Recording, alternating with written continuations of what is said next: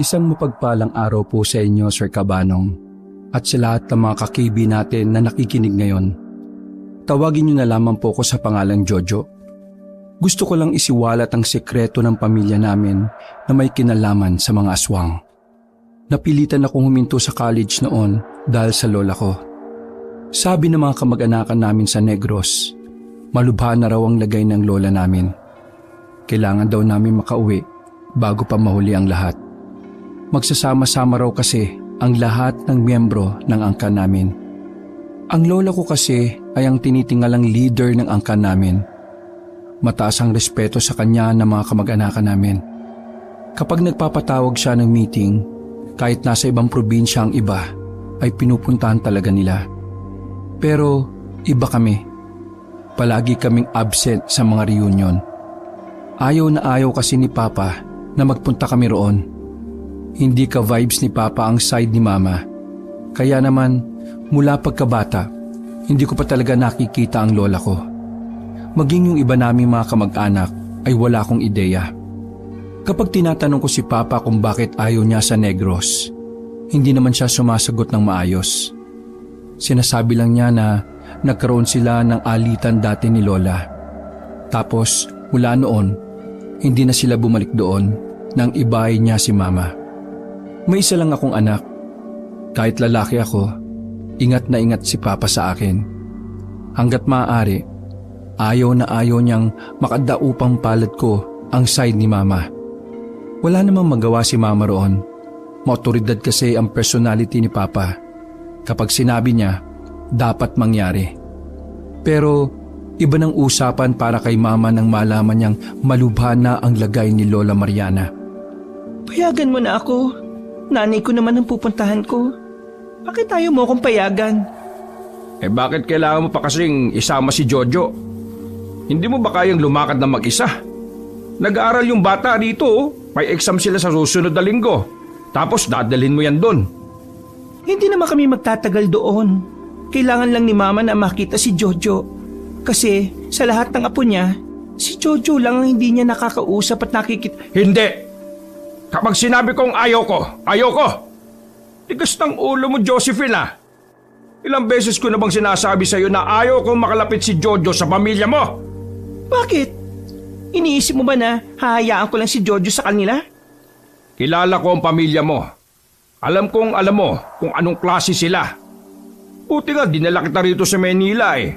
Kasi kung di tayo umalis nun, baka aswang... Ricardo! Napatahimik si Papa sandali. Nasa labas lang ako ng pintuan habang nakasilip sa siwang. Takal na tayo nagkasundo na hindi natin pag-uusapan ng bagay na yan. Alam mo, tinalikuran ko na kung ano ang pinagmulan namin.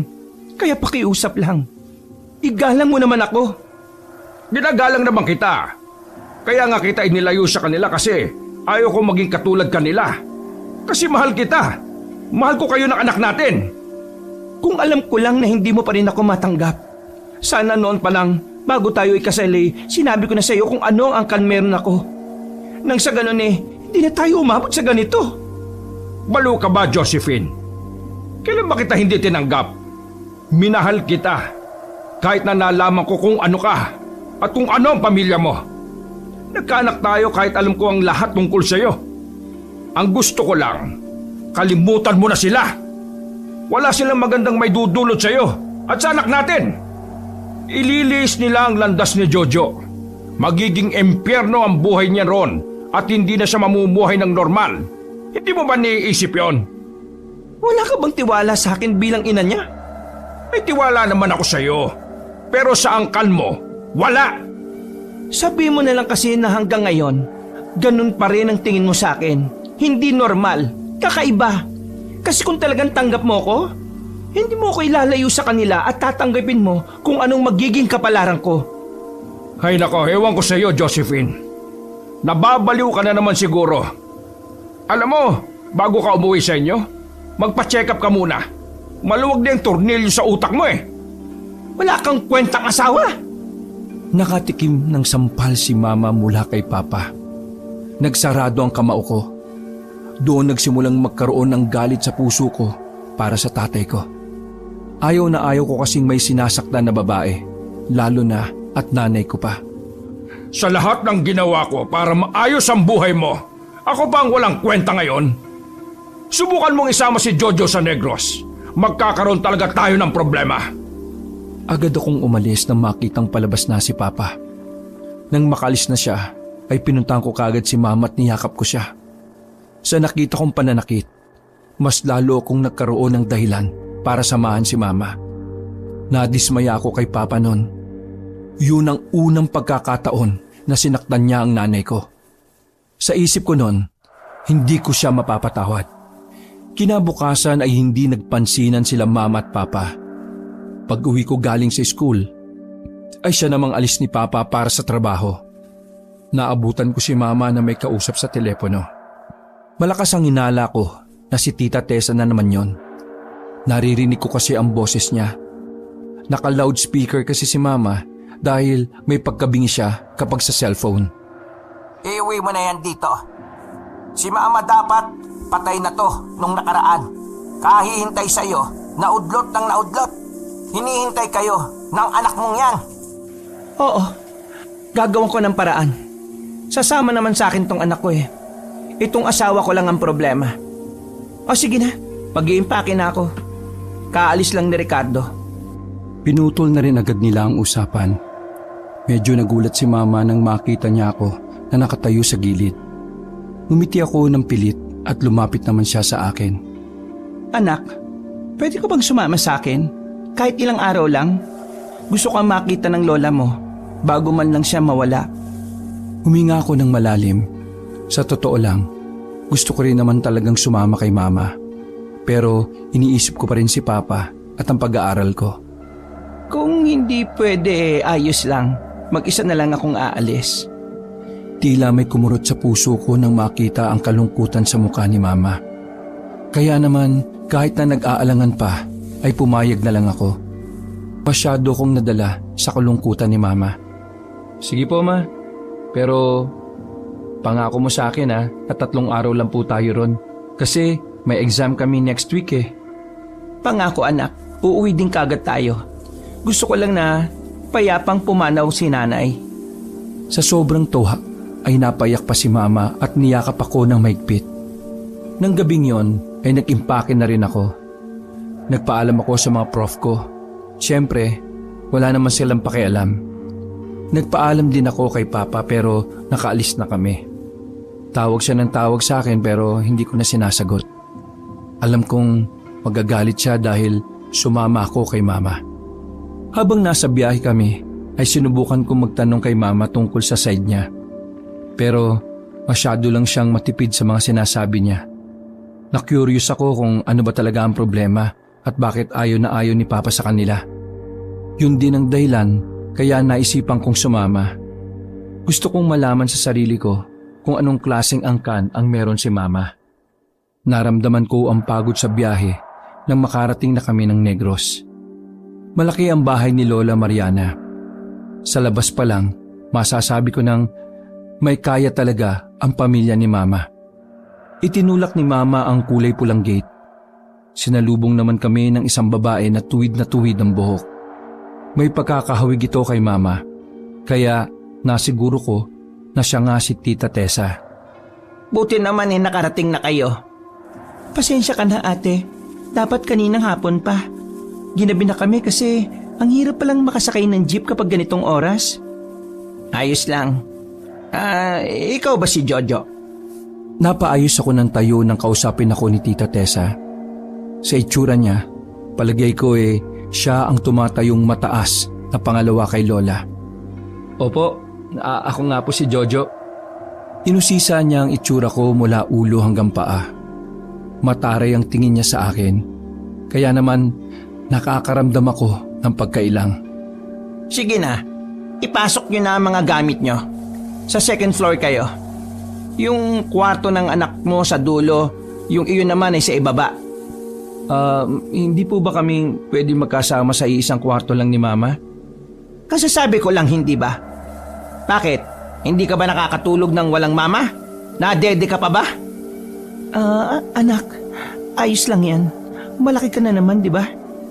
Ngumiti na lang ako kahit na ang totoo ay hindi ako komportable sa ganoong klaseng setup. Mga kasambahay lang ang tao sa bahay bukod kay Tita Tessa. Dahil kararating lang namin, hindi na muna niya kami iniharap kay Lola. Binigyan kami ni Tita ng oras para makapagpahinga. Kahit hindi ako sanay na natutulog sa ibang bahay, nagawa ko makaidlip dahil na rin siguro sa pagod. 12:00 na ng gabi nang magising ako. Pumapasok kasi ang malamig na hangin na nagmumula sa nakabukas na bintana. Sandali akong umupo sa dulo ng kama at nagmuni-muni. Maya-maya, may naririnig na lang akong sitsit. Mula yun sa bintana kaya tumayo ko para tingnan yon. Wala naman ako nakita. Binaksan ko naman ang balkonahe. Tumingila ako nang maramdamang parang may tao sa bubungan. Guni-guni ko lang siguro. Kulang pa yata ako sa tulog eh. Si Mama kaya. Lumabas ako ng silid ko at pinuntahan ko si Mama doon sa kwarto niya. Pero sa kasamaang palad, wala siya ron. Nasaan naman kaya si Mama ngayon? Bababa na sana ako sa sala nang marinig kong may mga nag-uusap-usap doon. Sumilip ako. Nakita ko ang iba pa naming kamag-anak. Hindi ko sila kilala, pero base sa kilos nila, mukhang ginagalang sila sa angkan namin. Tahimik lang si Mama sa gilid. Nakikinig lang siya sa pinag-uusapan. Aalis na sana ako kasi wala naman akong interes sa usapan nila. Pero napatigil ako nang marinig ang pangalan ko na binabanggit ni Tita Tessa. Nandito na si Jojo. Anak ito ni Josephine. We're just waiting for the right time. So for now, kailangan maging kalmado muna tayong lahat. Walang may excite ha. May ilang araw pa naman para mag-prepare. Basta, kailangang engrandeng handaan na mangyari sa gabing yon. Handaan? Napapaisip na lamang ako. Kasi ang sabi nila, malapit nang pumanaw si Lola. Pero bakit pa nila naisipang magkaroon ng magarbong handaan? Litong-lito ko kung para saan ang paghahanda nila, Kabanong. Gayong dapat magluksa sila dahil mawawala na si Lola.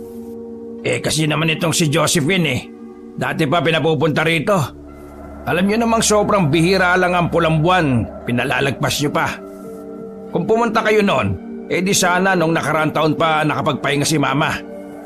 Gibo, wala nang saysayang magsisisihan. Ang mahalaga ngayon, secure na ang future ng lahat. Hindi ba, Jo? Parang batang patangu-tangu lang si Mama. Hindi ko maintindihan kung anong eksaktong pinag-uusapan nila. Nung una, iniisip ko, baka sa akin ipapamana lahat ng kayamanan at negosyo ni Lola. Pero naguguluhan pa rin ako sa dami naming magkakamag-anak sa Negros.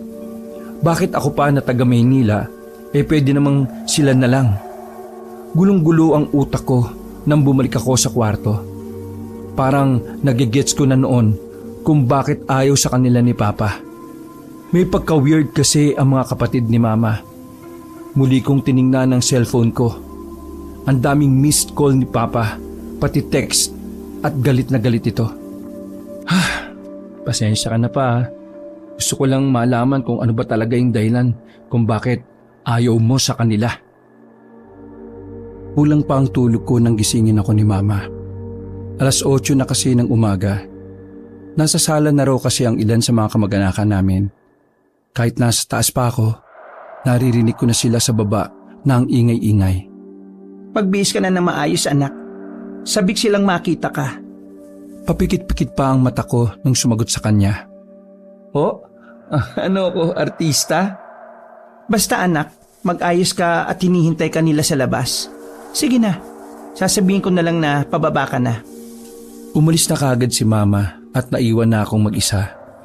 Napapailing na lang ako. Nawiwirduhan na ako sa kanila. Wala pa akong isang araw ay parang gusto ko na kaagad umuwi. Nagkakaroon ako ng kaunting pagsisisi na sumama pa ako kay Mama. Ganun pa man, sinunod ko ang sinabi ni Mama. Hindi na ako nakaligo pero sinuot ko ang isa sa pinakamaganda kong outfit. Siniguro ko na maayos ang itsura ko bago ko lumabas. Huminga muna ako ng malalim. Kinakabahan ako noon kasi wala naman talaga akong kilala kahit isa, maliban kay Tita Tessa. Pababa pa lang ako ng hagdanan ay bigla na silang nanahimik lahat. Ang awkward na parang isa akong prinsipe sa mga pelikula. Nakatingin silang lahat sa akin at seryoso ang mga mukha. Habang ako, pilit ng ngiti lamang ang naipakita. Ang gwapo ng anak ko, hindi ba?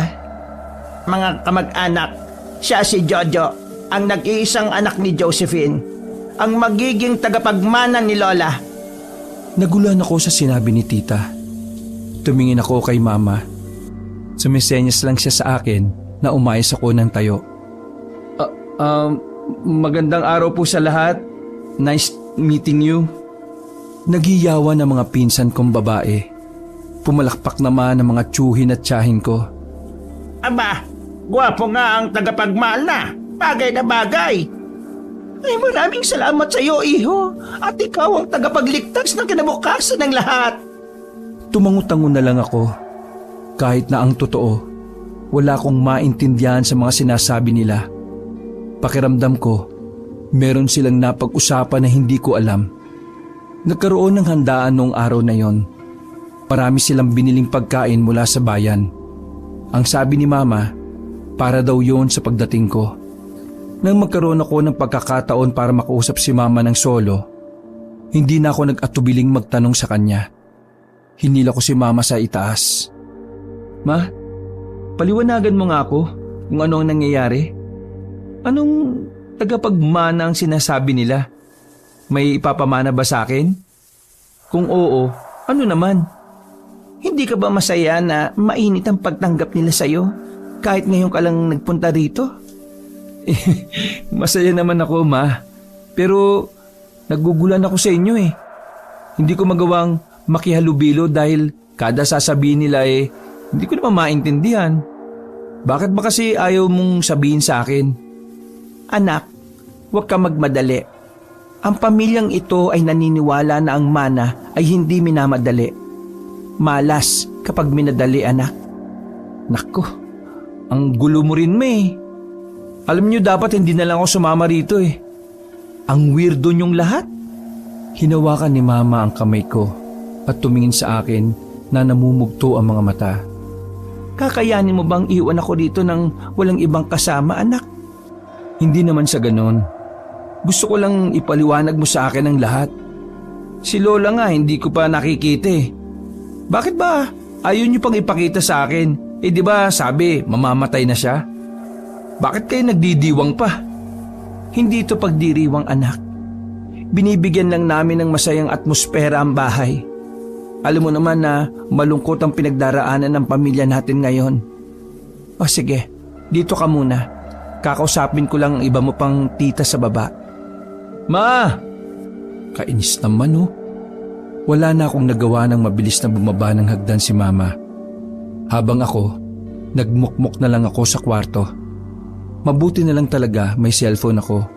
Kaya kahit na papaano, ay nalilibang ako. Ilang minuto pa lang akong naglalaro nang biglang may kumatok sa pinto. Nakabukas lang yon. Isang lalaki na parang kaedad ko lang din ang sumilip sa siwang. Uy! Napalingon ako sa kanya. Binuksan ko ng mas malawak ang pintuan. Bumungad sa akin ang lalaking payat, maputi, malalaki ang ngipin at parang pugad ng ibon ng buhok. Sino ka? Bigla na lang siyang pumasok sa kwarto at sumandal sa may bintana. Timpoy, yan ang pangalan ng mga pogi. Pogi naman ako pero di naman ganyan ang pangalan ko eh. Pumalakpak ng 2 beses ang lalaking yon, sabay sabing, "That's my boy!" Pambihira. Uy, pinsan mo ko, dude. Huwag kang may lang, no? Tulad mo, wala pa rin akong binyag. We are normal. Anong sinasabi mo? Baby pa lang ako, nabinyagan na ako. Sandaling napaisil si Kimpoy. Sabay natawa. Oo nga pala, bawal sabihin. Pero anyway, sa lahat ng pinsan mo, ako lang makakasundo mo. Since may pagkakapareho nga tayo. Isa pa, sa tingin ko kailangan mo nang makakausap eh. Maboboring ka dito, no? Lalo na't matatagalan ka rito. Hindi kami magtatagal rito ni Mama. Uuwi rin kami after 3 days. Ano ka? Hindi mo sure, no? Teka, ano bang kailangan mo? Naglakad siya at tumiga sa kama kahit nasa paanan ako. Preskong-presko siyang humilata. Wala ba talaga sinasabi sa'yo yung mama mo? Sagutin mo nga muna yung tanong ko, anong kailangan mo? Gusto ko lang maging kaibigan ka. Ano ba requirement? Una, ayaw ko ng tanga at makulit. Okay, I'm in. Bigla siyang bumangon at tumayo sa harapan ko. Kung ako sa'yo, dapat hindi ka na sumama sa mama mo. Mas okay yung buhay sa Maynila eh. Kalbaryo rito. Wala ka bang sasabihin na hindi nakakatulig? Ang hihilig niyong magsalita na kayo lang ang nakakaalam eh. Ay, pasensya na ah. Nagiging excited lang ako. Alam ko na. Total bored ka naman. Gusto mo lumabas muna tayo eh, habang abala pa sila sa baba. Saan naman tayo pupunta? Dadalhin kita sa maliwalas at mapayapang lugar. Hindi ganito kaingay. Hindi ko alam kung bakit nagtiwala kagad ako sa taong yon, Kabanong. Wala naman akong nararamdamang mali sa kanya. Sadyang madaldal lang talaga siya. Kaya naman sumama ako sa kanya. Ayaw ko rin naman kasing mabulok sa kwarto hanggang hapon. Palihim kaming lumabas ng mansyon. May alam na daan si Kimpoy sa likuran kaya doon kami dumaan. Ay, teka. Ano nga palang pangalan mo? Ako? Jojo. Okay. Jojo, tara na. Dali-dali kaming sumuot sa halamanan at tuluyan na nga kaming nakalabas ng mansyon. Nung una ay dinala ako ni Kimpoy sa pamilihan. Ang creepy ng mga tao ron, Kabanong. Lahat kasi ng madadaanan namin ay sinusundan kami ng tingin. Para bang kakaiba kami sa paningin nila. May iba pa nga na bigla na lang iiwas para lang hindi kami mabangga. Uy, ayos lang ba sila? Bakit parang Parang takot sila? Siga ka ba rito? Inakbayan ako ni Kimpoy. Feeling close na siya sa akin kahit nakakakilala lang namin. Ngayon lang kasi sila nakakita ng gwapo. Normal lang yan sa mga ignorante, no? Huwag mo na silang pansinin. Ganun ba? Pinagpatuloy namin ang paglalakad hanggang sa meron na kaming nadaanan na barangay. Nagtataka ako noon kasi kada pintuan nila may nakapintura na korteng krus. Tapos may nakadikit pang ilang piraso ng walis tingting. Alam mo ba kung ano yung mga yon? Pangontra yan sa mga bobo. Ano? Hindi nga, seryoso. Joke lang. Pangontra yan sa mga masasamang elemento. Napatigil kami sa paglalakad nang may sumalubong sa aming isang lalaki na nasa edad 40 hanggang 50 na yata. Tiningnan niya kaming dalawa. Para bang sinusuri niya sa suot namin kung kami ba ay gagawa ng masama. Bakit to? Buenaventura ba kayo? Vasquez po ako. Pero ang apelyido ng nanay ko ay Buenaventura. Di Buenaventura nga kayo. Ano po bang meron? Opo, Buenaventura nga po kami. Hindi kayo dapat narito. Lugar ito ng mga tao. Napatingin ako kay Kimpoy. Nagugulan na naman kasi ako noon. Hindi po ba kami tao? Ikaw ba ang susunod sa yapak ni Doña Mariana? Diretso ang tingin sa akin ng matandang lalaki. Medyo nakakatakot ang tingin niya. Ano po? Susunod sa yapak? Hindi ko po magets eh. Magsasalita pa sana ang matanda pero hinila na ako ni Kimpoy paalis. Bago namin maiwan ang matanda ay pahabol pa itong nagsalita. Makiusap! Huwag niyo kaming sasaktan! Ano bang problema nun? Mukha ba tayong kriminal? Hayaan mo na lang. Baka kasi nakabatak na naman ng rugby. May mga adik kaya rito kahit matatanda. Kaya yung nakausap natin, adik yun. Langya. Akala ko sa Maynila lang maraming adik. I didn't know na meron din pala dito. Teka, saan mo ba ako dadalhin? Sa ilog, nakaka-relax doon. Lalo na ngayong tanghali. Habang naglalakad kami ay naalala ko na naman ang napansin ko sa mga kamag-anakan namin. Lahat sila ay may mga marka sa palapulsuhan na marka na hugis kalahating buwan. Nagtataka lang ako. Hindi ko alam kung sabay-sabay ba silang nagpatato o may ibang meaning yon. Ako, si Mama at si Kimpoy lang kasi ang walang ganoong tatak. Bakit wala kang marka ng buwan dyan sa palapulsuhan mo? Binigalan ni Kimpoy ang paglalakad at tumarap sa akin. Kasi wala pa akong binyag eh. Alam mo na, sa angkan natin, may sarili tayong paraan ng pagbibinyag. Paraan na malayong-malayo sa nakasanayan mo. At paraang hindi pangkaraniwan. Buisit. Yan ka na naman sa mga meaningful mong sinasabi. Kung ayaw mong sabihin kasi sa akin, kasi bawal, hindi ko pinipilit. Mas okay nang manahimik ka sa bagay na yan kaysa puro ka paging. Nakakatuliro eh. Nauna na ako maglakad kahit na hindi ko naman alam ang direksyon. Sinundan naman niya ako kaagad. Makalipas lang ang ilang minuto ay narating na namin ang ilog. Nang nasa malayo pa lang kami ay natatanaw na namin na may naliligo sa ilog. Nakita ko kaagad ang nagniningning ng mga mata ni Kimpoy. Hindi talaga ako mapakali. Mga babaeng naliligo lang ang pakay niya sa ilog. Sabi ko sa iyo eh, nakaka-relax dito kapag ganitong oras eh. Sus, kunwari ka pa, manyakis ka rin pala. Ano ka ba? Lalaki tayo no? Normal lang yan. Bakit? Ayaw mo ba? Hindi ko na napigilan ng sarili ko na mapangiti. Uy, gusto rin naman pala niya. Manyakis talaga mga lahi natin eh no? Gusto ko rin siyempre. Walang ganyan sa Maynila eh. Kailangan pa pumunta sa beach. Pumesto kami ni Kimpoy sa batuhan. Medyo malayo naman kami sa mga naliligo kaya ayos lang. Nakalublob na ang mga paa namin sa tubig habang nanunuot sa mga naliligong babae. Bakit ka sumama sa akin kahit kanina mo pa lang ako nakilala? Sa lahat ng kamag-anakan natin, sa'yo lang ako hindi na ilang eh. Ewan ko pero magaan ang loob ko sa'yo. Magaan din ang loob ko sa'yo, no? Siguro dahil may pagkakapareho talaga tayo. Alam mo, nakokonsensya nga ako eh. Kasi dahil sa akin, nalalagay ka sa alanganin na sitwasyon. Ha? Anong sinasabi mo? Ako kasi dapat na magmamana.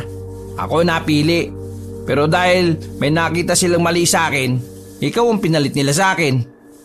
Ayaw ko ng pag-usapan niya kasi hindi mo rin naman sasabihin eh. Gusto mo malaman? Matagal na hindi nagsalita si Kimpoy. Humangin muna ng malakas sabay ngiti lang siya sa akin. Ipangako mo sa akin na walang makakalam sa sinabi ko sa iyo ah. Oo, pangako. Jojo, hindi normal na tao ang angkan natin. Ha? Literal na napangangako sa sinabi niya. Para sa akin, ayun na yata ang pinaka-weirdong narinig ko sa probinsya na yon. Hinihintay kong dugtungan niya ang salitang joke ang sinabi niya. Pero nakatingin lang siya sa akin na parang binabasa kung anong iniisip ko. Seryoso ka ba? Magsasalita pa sana si Kimpoy nang biglang matanaw kami ng mga babaeng naliligo. Nataranta kami dahil nagsisigaw na ang mga babae. Ay, Agis! Naninilip ang babasag! Nako! Alis na tayo dito, Gagi! Nauna nang tumakbo si Kimpoy.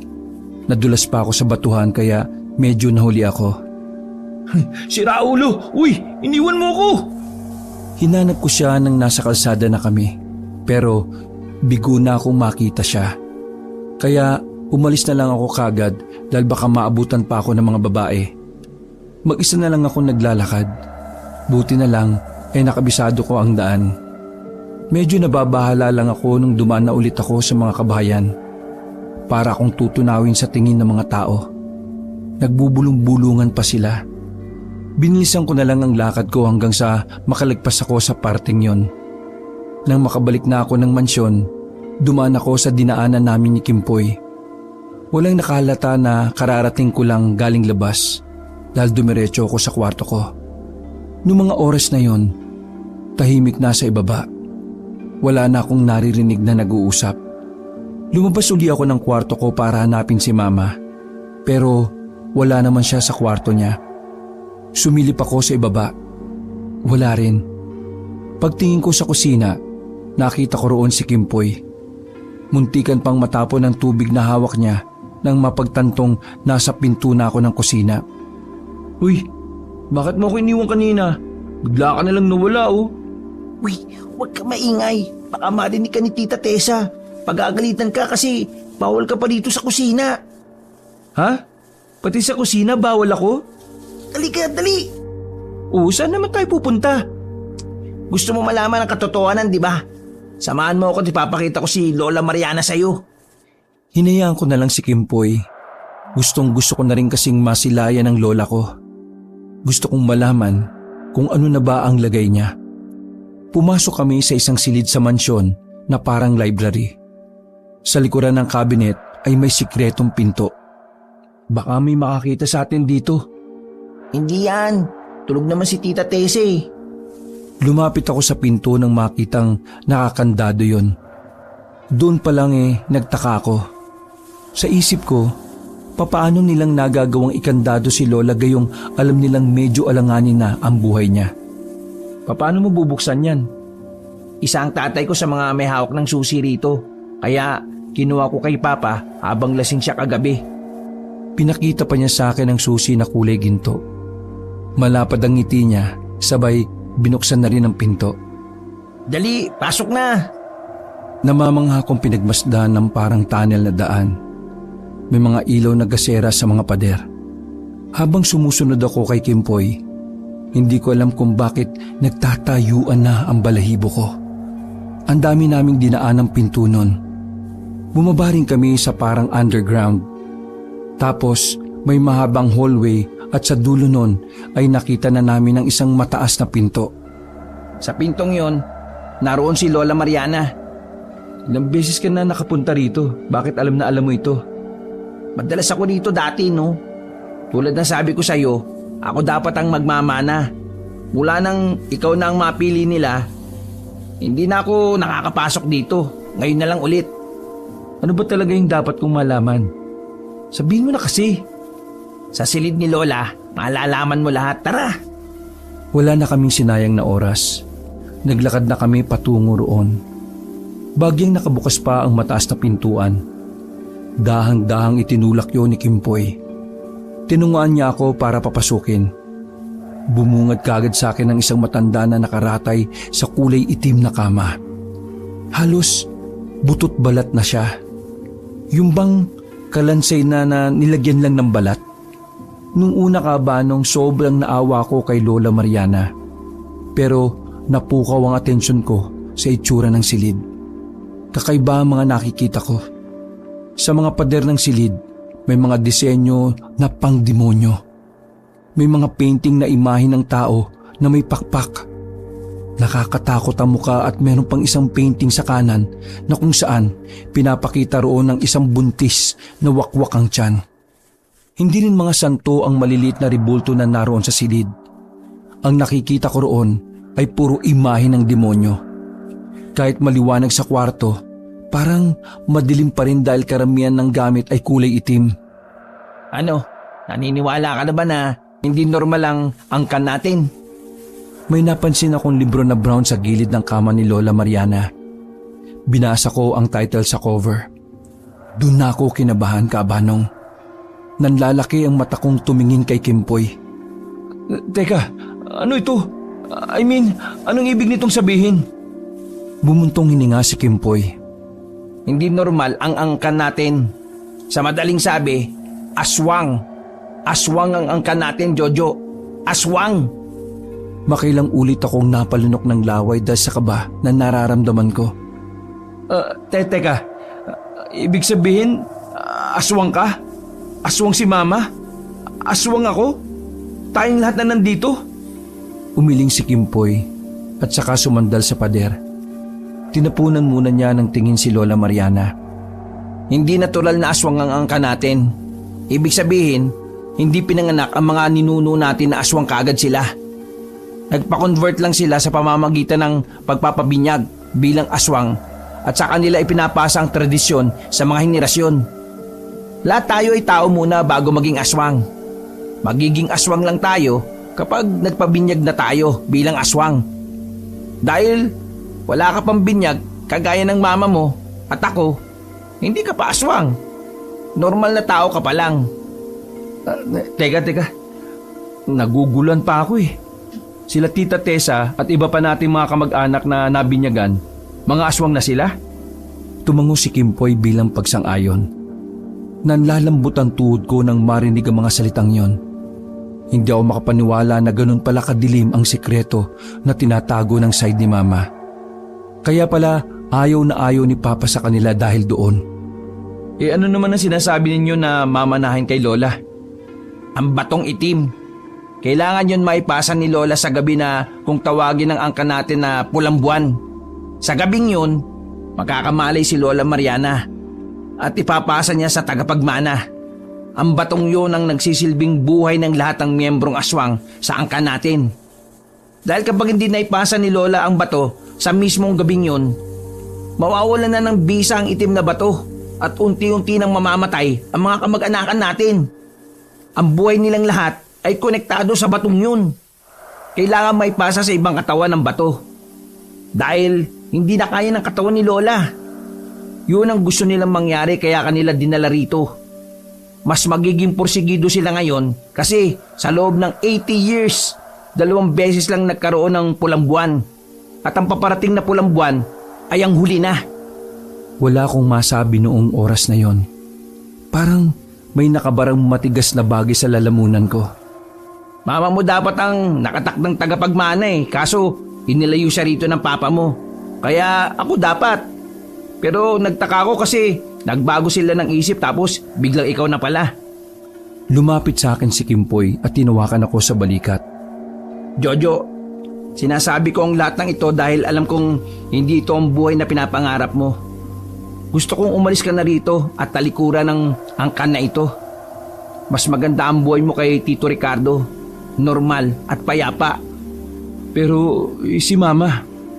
Wala ka na magagawa kay Tita Josephine. Lunod na ang isip niya. At ang mahalaga lang sa kanya ay ikaw ang umupo na tagapagmana. Nang sa ganun magkaroon siya ng kapangyarihan sa yaman at sa lahat. Kailangan mo makalis dito bago pa dumating ang pulang buwan. Teka, paano ko naman malalaman kung pulang buwan na? Hindi ko rin alam dahil sila lang ang nakakaalam. Basta magugulat ka na lang at kukunin ka nila. Hindi mo rin malalaman basta-basta sa buwan kasi hindi literal na pula ang buwan. Parang metapora lang yun. Ako, pwede ba tulungan mo ako makaalis dito? Gusto kong bumalik ng Maynila. Sige, tutulungan kita. Pero hindi ko alam kung hanggang kailan kung ano lang ang makakaya ko. Pero sa ngayon, umalis na muna tayo rito. Baka may makakita sa atin dahil matagal na tayo rito Isinarado namin kaagad ang pintuan ng silid ni Lola Mariana. Dali-dali kaming naglakad papunta sa labasan. Swerte na lang namin dahil walang nakakita sa amin noon. Maayos naming ibnalik ang cabinet para iharang sa pintuan. Bago kami makabalik ng sala, ay naghiwalay na rin kami ng landas ni Kimpoy. May tao na sa sala nang dumating ako roon. Si Tito Anton. Nagkakape at nagbabasa ng dyaryo. Pero napatingin siya sa akin sa gilid. Lalong nadagdagan ang kaba ko sa ideyang aswang si Tito Anton. Pero ginawa ko ang makakaya ko para kumilos ng parang walang nalalaman. Oh, Jojo, tama ba? Opo. Saan ka galing? Nagbanyo lang po ako. Maglalakad na sana ako paalis nang bigla niya akong tawagin ulit. Napatigil ako at tensyonadong humarap. Pamilyar ang amoy mo Sigurado ka bang sa banyo ka galing? Opo, wala naman po akong ibang mapupuntahan Kung sa bagay, para ka mapanghi siya nga pala, maraming salamat at dumating ka. Ikaw ang magliligtas sa lahat. Wala pong anuman. Basta para sa pamilya. Ngumiti si Tito Anton. Kinuha ko ng pagkakataong yon para umakyat sa itaas. Pumasok agad ako sa kwarto. Binalik ko sa maleta ko ang damit at gamit ko. Nakaplano na akong aalis sa pagsapit ng gabi. Kailangan ko lang hintayin si Kimpoy. Mga bandang 3:00 ng hapon ay nakabalik na si Mama mula sa kung saan. Ramdam na ramdam ko ang saya at sigla sa mukha niya. Pasensya ka na anak ha. May pinuntahan lang ako kanina. Kasama ko ang iba pa nating mga kamag-anak. Ma, kailan tayo uuwi? Nagbago ang reaksyon ng nanay ko sa sinabi ko. Nawala ang ngiti at napalitan ng parang inis. Ba naman Jojo? Bakit ba atat-natat kang umuwi? Hindi mo pa nga nakakaharap si Mama eh. Bakit kasi ayaw niyo pang ipakita sa akin si Lola? Akala ko ba gusto niya ako makita? Maghintay ka kung kailan. Huwag kang apurado. Di porke taga Maynila ka aasta ka na para kung sino. Kung ano ang gustuhin mo, makukuha mo kagad. Ma, nagtatanong lang naman po ako. Bakit ganyan ka makareact? Basta. Uuwi tayo kapag ayos na ang lahat. Sa ngayon, maghintay ka kung kailan ka namin iharap kay Mama. Kung naboboring ka dito, bakit hindi ka lumabas at makihalubilo sa mga pinsan mo? Hindi na. Ayos na ako mag-isa. Ako bahala ka. Umalis si Mama at napailing na lang ako. Nagulat ako sa biglang pagbabago ng ugali niya. Buong akala ko, pagpapaawa na naman siya para hindi ako umuwi. Pero sa puntong yon, matapang siya at napakabugnutin. Kinagabihan, hintay ako ng hintay kay Kimpoy, pero hindi man lang siya dumalaw sa bahay. Handang-handa na sana ang lahat ng gamit ko noon, pero nadismaya lang ako dahil walang nangyari. Sumilip ako sa bintana, walang bakas ni Kimpoy sa labas. Sinilip ko naman si Mama sa kwarto niya at wala na naman siya roon. Naisip ko noon na mag-isa na lang akong aalis. Pero ang hindi ko lang alam, paano ko yung gagawin. Gayong pwede akong makita ng mga tao sa mansyon. Kinuha ko na lang ang cellphone at nagpadala ako ng mensahe kay Papa sa Maynila. Sinabi kong lahat na nangyari. Yun na ang huling mensahe ko dahil naubusan na rin pala ako ng load. Kainis naman kung kailan kailangan tong si Kimpoy saka naman hindi lumitaw. Ano kaya nangyari sa isang yun? Halos masugatan na ang anit ko sa kakakamot. Sa mga sandaling yon, ay mas pinili ko na lang munang manatili sa silid. Makailang beses akong tumingin sa relo. Tama, magpapalipas na lang ako ng oras. Mamaya na ako aalis kapag sobrang lalim na ng gabi. Oo, tama. Ganun nga. Muli akong humiga. Nagbasa-basa na lang ako ng libro. Nalibang ako kaya hindi ko na namalayan ng oras. 11:00 na pala ng gabi. Lumabas ako ng silid at tumingin sa sala. Walang katao-tao doon. Wala pa rin si Mama sa kwarto niya kaya inisip kong magandang pagkakataon na yon. Hinila ko ang maleta ko. Maingat kong hinakbang ang mga paa ko para hindi ako makagawa ng ingay. Papunta na ako sa sikretong daanan namin ni Kimpoy nang biglang dumating si Tita Tessa at Tito Anton. Nagtago na muna ako sa gilid ng halaman at nakinig sa kanila. Ano ka ba ate? Kaunti na lang makukuha ko na yung taong yon. Mepal ka pa. Ilang beses ko bang ipapaalala sa inyo na hanggat hindi pa na ipapasa ang bato, wala munang kakain ng karne ng tao. Mahirap bang umintindi, Antonio? My goodness naman ate. Ilang buwan na. Nagugutom na ako. Wala na akong kaamor-amor sa gulay at prutas. Ang gusto ko, laman, karne ng tao. Sa ginagawa mong yan, mapupunta na naman sa pamilya natin ang atensyon ng mga tao. Lalo na mga albularyo. Kaya pag-isipan mo yung mga kilos mo. Hindi ka na bata. Habang naririnig ko ang usapan nila, nagtatayuan ang mga balahibo ko, Kabanong. Tama ang hinala ko na kumakain pala talaga sila ng tao. Naknang toko naman Buti hindi pa ako nabibinyagan. Ganyan pala yung mga aswang. Padabog na pumasok ng mansyon si Tito Anton. Susunod na sana si Tita Tessa nang bigla siyang mapalingon sa kinaroroonan ko. Mas lalong dumagundong ang dibdib ko.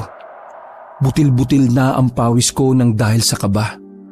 Nasa aktong lalapit na si Tita Tessa sa direksyon ko nang biglang dumating naman si Mama. Nawala ang atensyon ni Tita Tessa sa akin at sabay na rin silang pumasok sa loob.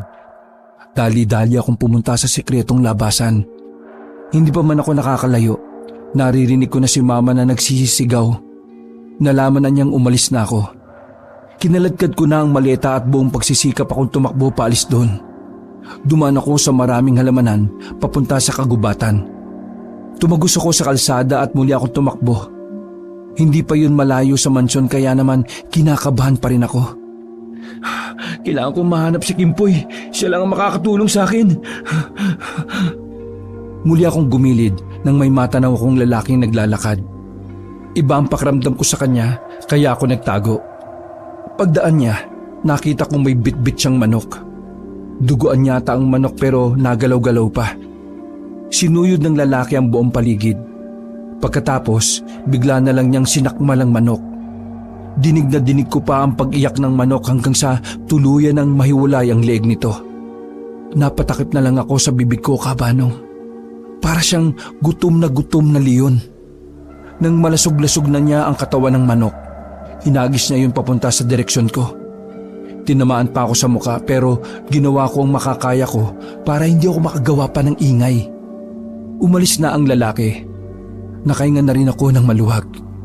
Pero diring-diri ako sa nagkalat na dugo sa muka at bandang dibdib ko. Malamang sa malamang kabag-anak din namin yun. Nangya naman nakakakilabot. Nagpatuloy na lang ako sa paglalakad. Walang dumadaan na sasakyan kahit isa. Hindi ko rin alam kung saan ang tamang sakayan papunta sa terminal at pier. Ang iniisip ko na lang ay makalayo muna sa buong angkan namin. Bumuntong hininga na lang ako. Nawalan na ako ng pakialam sa nanay ko.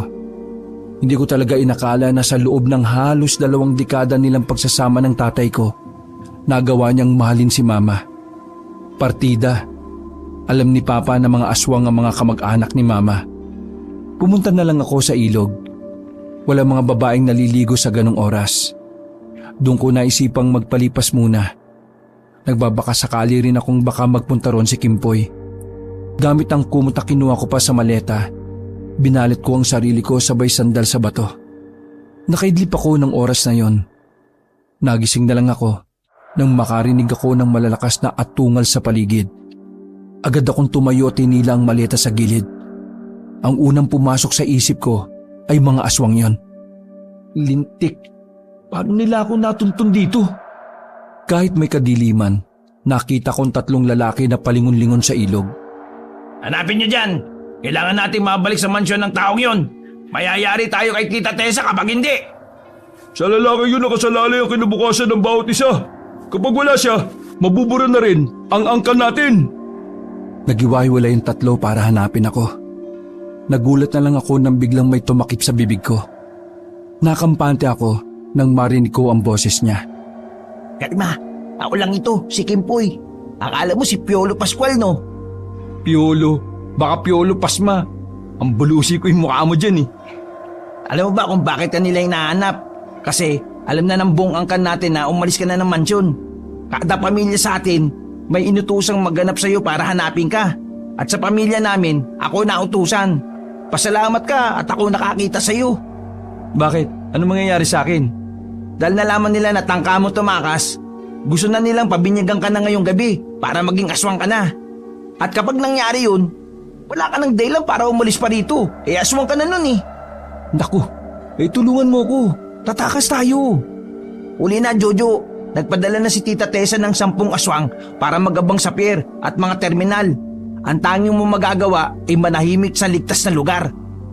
Di tulungan mo na lang ako. I-charge natin tong cellphone ko. Tinago kasi ni Mama yung charger ko Kahapon pa, para mawalan ako ng kontak kay Papa. O sige, akin na. Pero Jojo, malaki ang tsansa na mahuli ka nila Napakadaming gumagalang aswang ngayon para lang hulihin ka. Gawin mo ang lahat para hindi ka mahuli. O bakit? Hindi mo ba ako tutulungan? Tutulungan, pero kailangan ko na munang bumalik ng mansyon nang di ka kasama. Baka maghinala sila. Naalaman din kasi ni Papa na pinuntahan ko si Lole, pero hindi ko sinabi na kasama kita. May binigay si Kimpoy na kapirasong papel. Nakasulat dyan yung address ng bahay na pwede mong puntahan. Address yan ng girlfriend ko. Alam nila na pupunta ka ron dahil nakiusap ako sa kanila. Tutulungan kanila kaya sikapin mo makarating dyan Pumunta ka sa nadaanan nating kabahayan. May maliit na terminal ng tricycle doon. Ipakita mo lang yung papel. Oh, eto, pamasahe. Inabutan ako ng pera ni Kimpoy. Sa sobrang tuwa ko sa kanya ay napayakap pa ako. Pinsan, maraming salamat talaga ha. O sige na, sige na. Babalik na ako sa mansyon. Kapag tumawag sa cellphone mo yung papa mo, ako na magsasabi ng lahat. O sige, mag-iingat ka ha. Ikaw ang mag-ingat. Umalis na rin si Kimpoy. Nang makakuha na ako ng tiyempo, umalis na rin ako sa ilog. Hingal na hingal akong tinungo ang kabahayan. Hinahanap ko roon ang sinasabi ni Kimpoy na sakayan ng tricycle. Sakto naman na may isang manong nagagarahe na sana, pero binayaran ko kagad na malaki. Manong, sundin niyo lang po tong address na nakalagay sa papel. Sandali. Binabentura ka ba? Dumaloy na naman ang takot sa sistema ko. Napaparanoid ako noon na baka isa rin sa mga kamag-anak ko yon. Natanong ko lang kasi kawig mo yung lalaking pasero ko nung nakaraan. Ay, di bale. Alis na tayo. Nakahinga ako ng maluwag. Nang bumiyahe kami ay nanginginig ang labi ko sa sobrang lamig ng klima. Mga nasa 15 minuto lang ang binyahe ko. Partida, wala pang katrapik-trapik. Ang layo na noon kaya kampante akong wala na makakasunod sa akin. Hininto ko ng driver sa tapat ng isang maliwanag na bakuran. May mga tao roon na parang may hinihintay na dumating. Nagsitayuan sila nang makita nila akong bumaba. Pag-alis ng tricycle ay may babaeng lumapit sa akin. Ikaw ba si Jojo, yung pinsan ni Kimpoy? Oo, ako na nga, pero ikaw ba si Alana, yung girlfriend ni Kimpoy? Oo, ako nga. Ha? Bakit ka pumatol doon? I mean, pinapunta niya ako dito. Nakiusap siya sa amin na pumarito ka na muna. Gawa nga ng tensyon sa angka ninyo. Alam nyo? Tumango si Alana habang nakangiti. O halika, pumasok ka na at nang maipasok na natin yung mga gamit mo sa loob. Mabait ang pamilya ni Alana. Kahit na hindi nila ako kilala ay tinanggap nila ako. Pinakain nila ako noon at pagkatapos pinagpahingan na rin nila ako sa bakanting silid na inilaan para sa akin. Maraming salamat sa inyo. Sana makabawi ako. Wala yun. Pinsan ka ng boyfriend ko kaya tutulungan kita. O sige na, magpahinga ka na muna. Pumasok na ako sa silid. Nakaidlip kagad ako pagkahiga ko. Pero wala pang kalahating oras. Napabangon ako nang marinig ko ang malalakas na usapan mula sa labas. Pumunta kagad ako sa sala. Naabutan ko sina Alana at ang mga kuya niya na nasa sala. Ang papa naman nila ay may kausap sa labas at halos magsigawan na sila. Nasundan ka nila. Nandito mga aswang. Gusto ko nilang kunin. Pagsilip ko sa pinto ay nakita ko ang hindi bababa sa 20 katao ang naroon. Isa na doon ang lalaking driver ng tricycle na nasakyan ko. Lintik. Aswang pala yun? Ibigay niyo sa amin ang taong yan. Kapalit nun, pabubuhay kayong lahat. Walang masasaktan, walang mamamatay. At hindi kayo madadawi sa problema namin mga aswang. Kita ko sa mukha nila Alana ang labis na takot. Ang tatay niya na si Mang Pedro, sinubukan pa rin makipagsindakan sa mga aswang. Pero walang talab yun sa mga aswang. Nasa harapan niyo na ang makapangyarihan na pamilya sa probinsyang ito. Hindi niyo pwede kalabanin kaming mga Buenaventura. Wala kayong laban sa mga aswang. Kaya ibigay niyo na siya ng mapayapa at payapa rin kaming aalis. Hindi ko na hinintay pang may masaktan sa pamilya ni Alana. Ayaw kong may mamatay ng dahil lang sa akin. Kaya naman nagkusang loob na akong lumabas. Lumapit ako kay Mang Pedro at tumango sa kanya. Mang Pedro, maraming salamat po ah. Pasensya na po. Sasama na lang po ako sa kanila para walang masaktan. Huminga na lang ng malalim si Mang Pedro. Hindi na niya ako pinigilan pa. Alam niya rin siguro na yun ang pinakamagandang paraan para maging payapa ang gabing yon. Payapa naman akong dinala ng mga kamag-anakan kong aswang pabalik ng mansyon. Galit na galit sa akin si Mama at Tita Tessa dahil sa ginawa kong paglayas. Nakaupo lang ako sa sofa habang nakapalibot silang lahat sa akin. Napakawalang hiya mong tao. Paano mo nagawang umalis nang hindi nagpapaalam? Hindi ka na nahiya kay Mama at sa buong angka na umaasa sa'yo? Dahil sa ginawa mo, Mapipilitan akong ipabinyag ka na kagad ngayong gabi bago ka pa makaalis dito. Ma, ayoko dito. Ayoko ng ganitong buhay. Gusto ko ng normal na buhay. Normal na buhay? Bakit? Ano bang tingin mo rito? Hindi normal? Nahihibang ka na bang bata ka? Tumayo ko at isa-isa silang tiningnan. Kailan ba naging normal ang pamumuhay bilang aswang? Nanlaki ang mata ni Mama at Tita Tessa sa sinabi ko. Nagbulungan din ng ibang miyembro ng pamilya namin. Akala nyo ba hindi ko alam? Ipapamana nyo sa akin ang batong itim para hindi kayo mamatay lahat. Mga aswang kayo! Ano kung mga aswang kami? Wala ka namang magagawa dahil nandito ka na. Ikaw ang napili ng angkan natin para maging tagapagmana. At sa ayot sa gusto mo, ikaw ang magiging tagapagmana sa darating na pulang buwan. Manigas kayo! Mas pipiliin ko pang mamatay kaysa maging isa sa inyo. Mga salot ng lipunan! Hindi nagustuhan ni Tita Tessa ang sinabi ko. Naging kulay itim ang lahat ng kaniyang mga mata at saka lumapit sa akin. Sinakal niya ako at idinikit sa dingding. Subukan mong tumakas ulit. Mamamatay ang nanay mo! Napatingin ako kay Mama.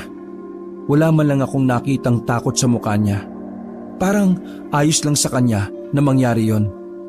At idadamay ko rin ang tumutulong sa iyo. Di ba, Kimpoy? Napayuko na lamang si Kimpoy na nasa gilid ng tumingin sa kanya si Tita Tessa. Ikulong mo muna yung anak mo sa kwarto, Josephine, bago sumapit ang umaga ngayon. Biminyagan na yan. Ihanda ko lang ang mga gagamitin.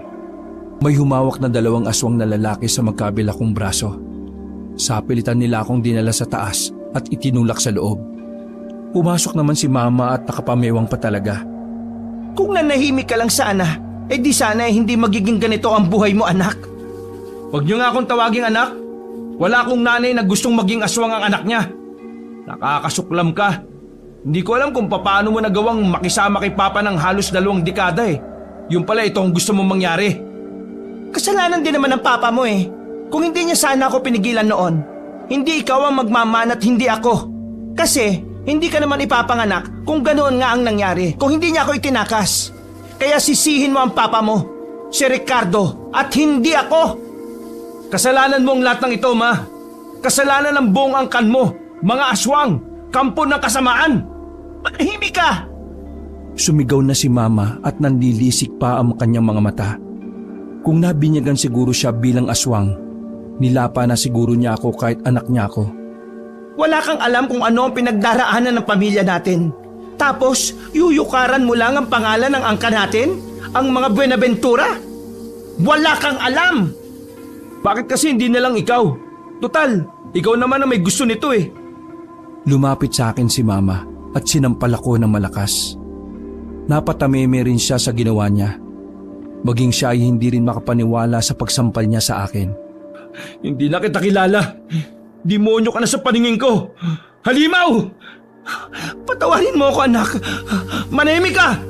Kahit kailan, hindi ako magiging aswang. Ililigtas ako ni Papa. Tumawa ng mahina si Mama na parabang nababaliw. Kakaiba na siya. Malayong-malayo na kumpara sa nanay ko noong nasa Maynila pa lang kami. Ihanda mo na ang sarili mo, anak. Maya-maya lang ay magiging ganap na isa ka na rin sa kanila. Bibinyagan ka na. Dapat kang maging masaya. Padabog na isinara ni Mama ang pintuan ko. Naramdaman ko pa na parang meron siyang inilagay na kandado sa labas. Pagtingin ko sa bintana ay nakasarado din. Wala akong ibang lalabasan ng mga sandaling yon. Kung sino-sinong santo na lang ang tinatawag ko sa dasal ko. Nawawala na kasi ako ng pag-asa na makaalis pa roon. Makalipas lang ang halos 15 minutos, muling bumukas ang pintuan ko. Pumasok ang mga pinsan kong lalaki. Sapilitan nila akong inilabas. Dinala nila ako sa isang malawak na bakanting lote na napapalibutan ng mga puno. Malapit lang yun sa mansyon, mga ilang lakad lang. Sa gitna ng bakanting lote na yon ay may drum. Nakapalibot sa drum ang mga itim na kandila. Ilang metro lang ang distansya sa drum. At meron namang lamesa na katamtaman lang ang laki. Sa ibabaw ay may mga karne na ang pagkakarinig ko ay karne yon ng tao. Anak, bibinyagan ka na. Sa wakas, magiging aswang ka na rin. At pagkatapos, magiging tagapagmana ka na ng itim na bato.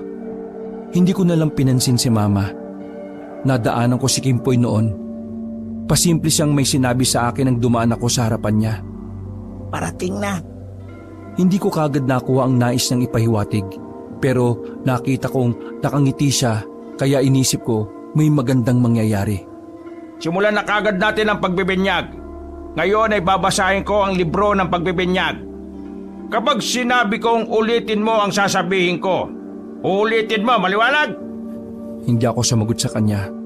Nakatingin lang ako sa ibaba. Bigay ka ba? Hindi mo ba naririnig ang sinabi ko? Wala pa rin akong tugon. Pero nagsimula na lang siya sa pagbabasa. Halos 5 pahina ang binasa niya. Tapos pinalapit na rin ako sa drum. Pagbukas nila ng drum ay umalingaso kagad ang lansa. Pagsilip ko, nalaman ko na dugo pala ang naroon. Ito ay dugo ng mga taong naging alay. Bilang pagtanggap sa pagiging aswang. Kailangan mong ilubog ang sarili mo dyan sa loob ng 30 segundo. Ako? Lulubog dyan? Anong tingin niyo sa akin? Pangrikado sa dinuguan? Kung ipagpapatuloy mo yung kagaguhan mo, baka gawin na lang kitang almusal mamaya. Biglang naging itim ang lahat ng mata ni Tito Anton. Bumalik lang yun sa normal nang awatin na siya ni Mama. Luloblob ka ba? O may mamamatay na nanay rito? Kahit na ayaw kong gawin yon, napilitan na lang din ako para kay Mama. Kahit na nagbago na siya, hindi pa rin naman nawawala ang pagiging anak ko sa kanya. Dahan-dahan akong naglakad palapit sa drum. Bawat hakbang ko ay nag-aalangan. Banggitin mo ang buong pangalan mo bago ka lumoblob. Pumatong na ako sa upuan. Kinikilabutan ako sa pandidiri. Ako si Ian Veneracion. Iniba ko ang pangalan ko para magkaroon ng kaunting delay sa mangyayari. Nagbabaka sakali kasi ako na merong darating para pigilan ng lahat. Lalong nainis si Tito Anton sa mga sinabi ko. Bigla siyang lumapit sa akin at sinakal ako. Inawat naman siya kagad ni Mama. Umayos ka na, Joel. Nakikiusap ako para mabinyagan ka na. Huminga ako ng malalim. Tiningnan ko muna lahat ng aswang kong kamag-anak na naroon. Lahat sila ay masama ng tingin sa akin, maliban kay Kimpoy na may sinisenyas. Ako si Piolo Pasco... Ha? Napalingon ng lahat nang may marinig silang isang malakas na sigaw. Pagtingin ko ay nabuhayan ako ng loob nang makita si Papa. May mga kasama siyang mga lalaki na armado at matataas na kalibre ng baril ang dala. Itigil niyo yan! Tinutukan ng baril ng mga lalaki sina Tito Anton at Tita Tessa. Hindi rin pinalagpas si Mama. Subukan niyong pumalag. Mauubos din ngayon ang lahi ninyo. Ricardo, bakit ka nandito? Inutil ka ba? Malamang kukunin ko ang anak ko. Ilalayo ko siya sa'yo dahil baliw ka. Wala ka talagang kwentang asawa. Ikaw lang ang nag-iisang ina sa mundo na ilalagay sa alanganin ng anak. Hindi mo pwedeng gawing aswang din ang anak natin, Josephine. Kaya kitang ipapatay kapag pinilit mo ang gusto mo. At kayong lahat na narito. Huwag nyo nang tangkain pang gumawa ng masama. Uulan ng bala kapag nagtangka pa kayo. Jojo, anak, halika na. Gigil na gigil sila Tita Tessa at Tito Anton noon. Maging ang mga aswang din na naroon ay galit na galit. Pero wala silang magawa dahil hindi sila sasantuhin ng mga bala. Anak ko lang ang pakay ko, kaya alis kami ng mapayapa. Kung gusto niyong umabot pa kayo mamayang umaga, huwag na kayong susunod pa. Naglakad na kami ni Papa kasama ang grupo ng kalalakihang armado. Sumama na rin sa amin si Kimpoy. Pumunta kami sa kalsada kung saan nakaparada doon ang 3 sasakyan na dala nila Papa. Pasensya ka na anak ha, ngayon lang kami. Nung gabing umalis kayo, umalis na rin ako kinaumagahan. Nagkaproblema lang sa biyahe. Sumakay na rin kami sa sasakyan. Pa, sino mga kasama niyo? Bakit may mga baril? Huwag ka mag-alala anak. Mga kababata ko yan dito sa Negros. Mga dating army yan, kaya mababait silang tao. Jojo, sabi sa'yo may darating eh. Siya pala yung tumimbre sa akin kung nasaan ka. Medyo hindi ko kasi kabisado ang papunta rito eh. Nang masiguro na wala nang sumusunod na aswang, ay pinaandar na rin nila ang sasakyan. Pero hindi pa kami nakakalayo. Naramdaman nila Papa na may mga nakabuntot na sa amin. Huminto kami ulit. Lumabas sila Papa at pinaulanan nila ng bala mga aswang na sumusunod. Niratrat nila ang mga yon hanggang sa tuluyan na nga silang nagkandamatay. Nang sumapit ang umaga, nakarating na rin kami sa pier. Matapos magpasalamat ni Papa sa mga kababata niya, ay iniwan na rin nila kami. 3 na lang kami nila Kimpoy. Nasa barko na kami at nag-aabang na lang ng biyahe. Pa, pasensya na kung umalis ako nang hindi nagpapaalam ha. Anak, ang malagay ligtas ka. Salamat dito sa pinsan mo kasi tinulungan niya ako. Ay teka, sigurado ka bang hindi ka aswang ha? Eh naku, hindi po tito. Hindi pa ako nabibinyagan. Pa, paano po si Mama? Hayaan mo na siya. Pinili na niya ang buhay na yung kaysa sa atin. Sayang. Akala ko talaga tuluyan na niyang tatalikuran ng angkan niya. Matagal niyo na po bang alam na aswang sila? Oo, pero minahal ko ang mama mo Akala ko kasi magbabago siya. Hindi pala. Hindi bale. Magsimula na lang tayo ulit. Lilipat tayo ng tirahan para hindi na tayo matuntun ng mama mo. Nakauwi kami ng Maynila. Sa parehong araw, naghanap kami ng bagong bahay. Malaki kasi ang posibilidad na pumunta ng Maynila ang mga kamag-anakan naming aswang.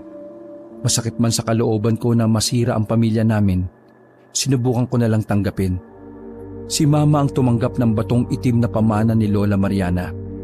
Wala na silang choice. Sumugal si Mama para isalba ang angkan nila. Dahil mas pinili niya ang pagiging aswang, doon ko nalaman na kahit kailan, hindi niya kami minahal. Hinintay lang akong lumaki para magamit niya. Maraming taon na rin ang nakalipas, pero nakatanggap pa rin ako ng balita mula sa Negros.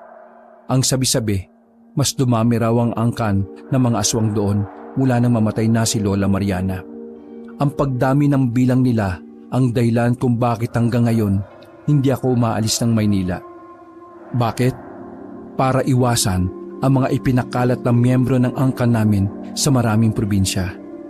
Basta, masaya na akong namumuhay kasama ni Papa at ni Kimpoy. Para sa akin, yun lang ang pinakamahalaga. Wakas. Isang mapagpalang araw po sa inyo, Sir Cabanong.